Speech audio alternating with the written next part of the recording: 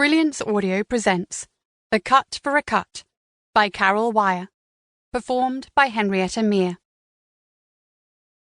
It's mid-August, and only one streetlight is working in this area of Stoke-on-Trent.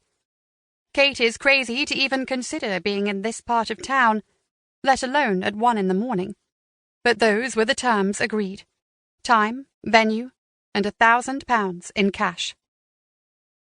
She sinks further into her car seat, eyes darting from the wing mirror to the rearview mirror and back to the empty doorway, searching for any sign of life or trouble.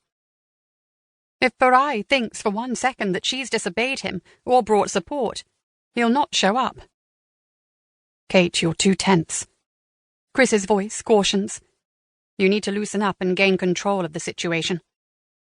You know the drill in circumstances like this, and you have what he wants. Money. This guy will answer your questions if you act your usual confident self. At the moment, you're behaving like a rookie." She rubs her hands dry. Chris has a point.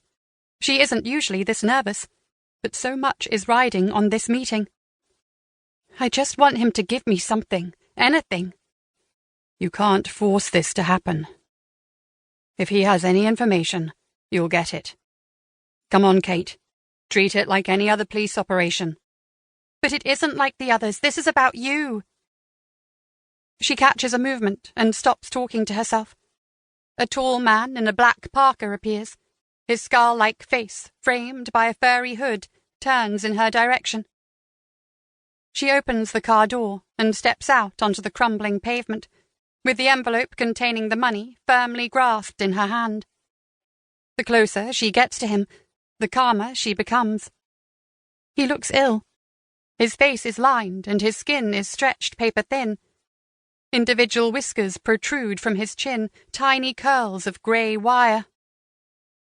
"D.I. Young." His voice is deep and rich, filled with an energy that doesn't seem present in his body. "Show me your phone." She passes it to him.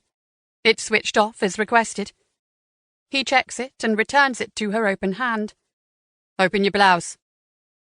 "I'm not wearing a wire." "Prove it." She jams her phone and envelope into her coat pocket, unbuttons her shirt, and holds it wide open, exposing her exercise bra. "Satisfied?" "Now hand over the money." She does up her buttons and shakes her head.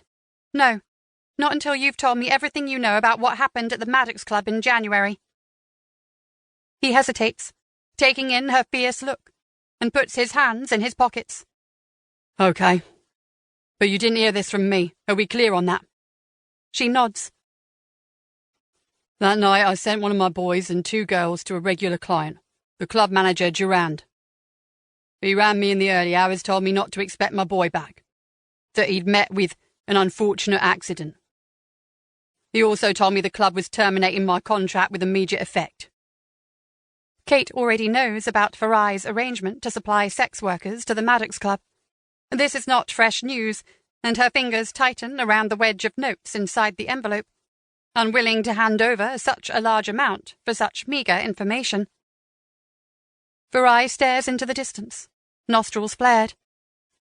Then a laugh, like the sound of distant thunder, rumbles, and he says, "I told Durand I'd require compensation for the sudden termination of the loss of my boy. 50 grand. He agreed to my request on the understanding it was a one-off payment. The guest who booked my boy would pay up, and Durand would arrange delivery of the funds."